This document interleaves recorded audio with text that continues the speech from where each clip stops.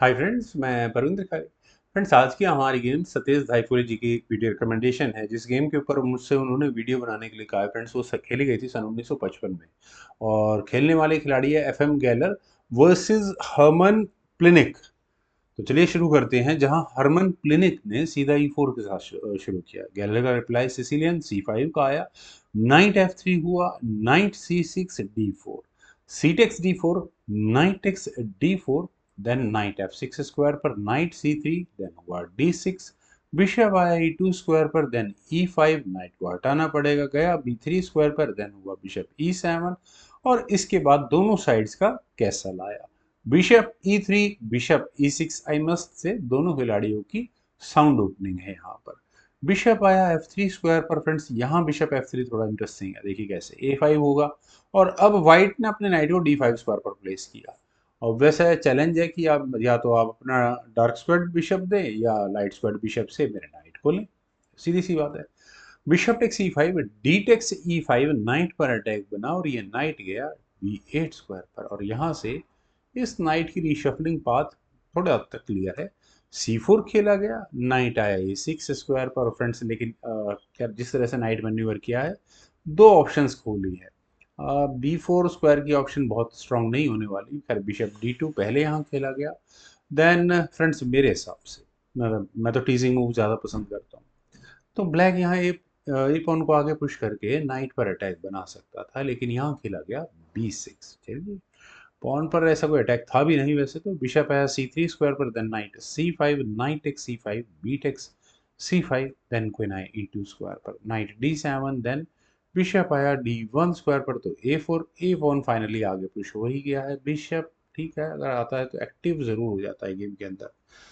खैर, bishop C2, F5, then हुआ रुक D1, G6, क्वीन आई E2 स्क्वायर पर, बिशप F6। और फ्रेंड्स, बिशप के F6 स्क्वायर पर आने के बाद देखिए एफ पॉन जरूर आगे पुश, सॉरी ई पॉन जरूर आगे पुश होगा। और ई पॉन आगे पुश होने के बाद यहाँ ये चार कंटिन्यूस पॉन की चेन बहुत स्ट्रॉन्ग एडवांटेज यहाँ ब्लैक को देगी। F3, व्हाइट ने उसी चीज को कंपनसेट करते हुए पहले किया। तो एफएम गेलर का अगला मूव था ई पॉन को आगे पुश करने का, यही उनका टारगेट था। इनफैक्ट अगर यहाँ व्हाइट एफ टेक C4 के लिए जाने की कोशिश करेगा तो बिशप टेक C3 पहले खेला जाएगा। बी टेक C3, C5 में इनफैक्ट पॉन्स डबल हो चुके होंगे और उसके बाद यहाँ F1 आगे पुश किया जा सकता है। लेकिन यहाँ हरमन प्लिनिक ने मौका ही नहीं दिया। उन्होंने कहा मैं ये एक्सचेंज कर लेता हूँ, आप क्या करोगे। बिशप टेक्स F6 किया, क्वीन टेक्स F6 होने के बाद एफ टेक्स C4 हुआ और पॉन का एडवांटेज दिया यहाँ पर एफएम गेलर ने व्हाइट को। F1 आगे पुश कर दिया है। रुक आया F2 स्क्वायर पर, देन हुआ नाइट E5। और चलिए, क्वीन थोड़ी देर के लिए एग्जैक्टली एंगेज हो चुकी है। या तो आप बी पॉन आगे पुश करो, अदरवाइज कुछ छोड़ दे। रुक eight D goes to F1। चलिए, रुक्स की बैटरी हो गई है तैयार। पॉन को लेने की तैयारी। ब्लैक ने क्या करा, अपने क्वीन को रखा साइड में और रुक को किया आगे ताकि पॉन लिया ही ना जा सके। बिशप आया D1 स्क्वायर पर, देन हुआ रुक F7, क्वीन C2। चलिए, क्वीन मैन्यूवर है। ओके, G5 खेला गया, देन क्वीन आई C3 स्क्वायर पर।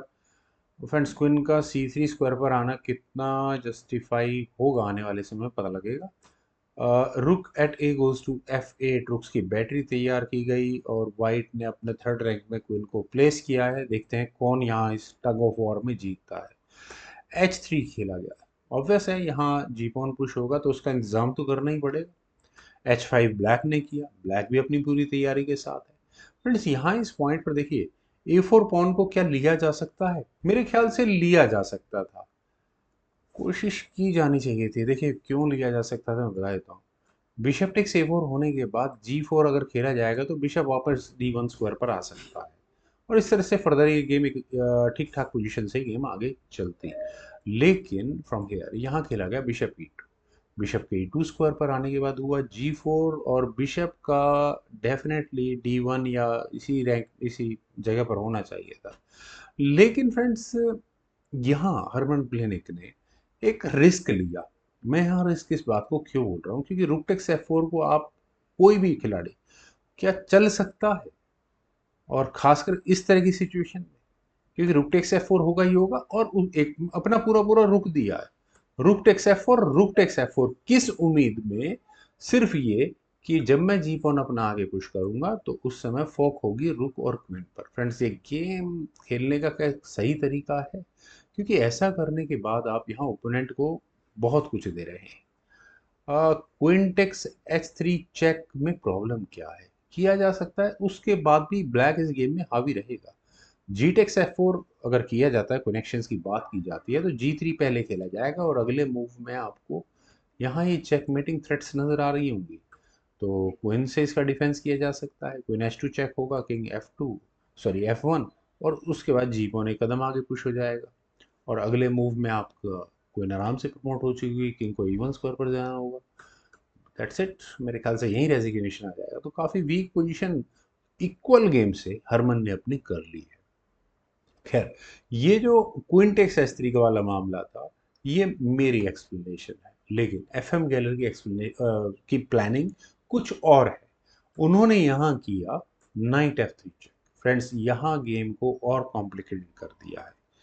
पहली नज़र में मैं अगर अपनी बात करूँ, देखिए किया किया जा रहा है यहाँ। क्वीन का डिफेंस खासकर स्पेशली इस G3 स्क्वायर पर रखे हुए पॉन से डिस्कनेक्ट करने की बात हो रही है।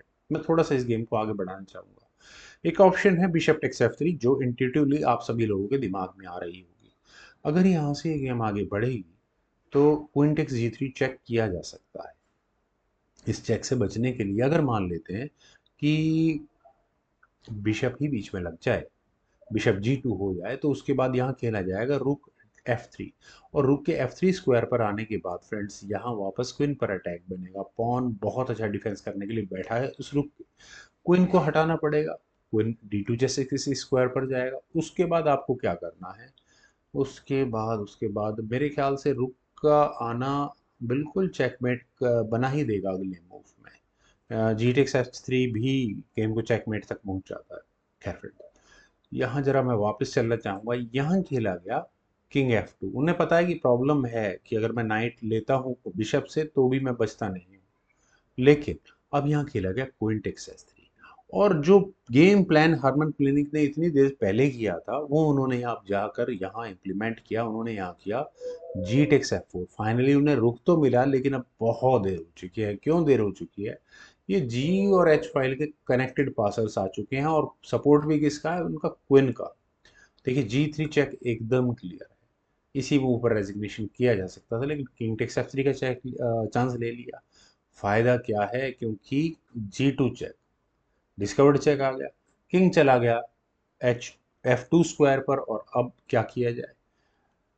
क्वीन ली जा सकती है, एग्जैक्टली ली जा सकती है, लेकिन यहाँ पर खेला गया फाइनल मूव FM गैलर का क्वीन H2। और यहाँ इस मूव के बाद फाइनली हर क्लिनिक ने रिजाइन कर दिया। रेजिग्नेशन का रीजन फ्रेंड्स आप यहाँ देखिए कि अगले मूव में यहाँ क्वीन प्रमोट हो रही है और प्रीवियस क्वीन से, यानी पहले वाली क्वीन से चेक भी आएगी, डिस्कवर्ड चेक। अब वाइट चाहे अपनी क्वीन को E3 स्क्वायर पर ले जाए, E1 स्क्वायर पर ले जाए, दोनों ही सूरतों में यहाँ पर ये चेकमेट होगी।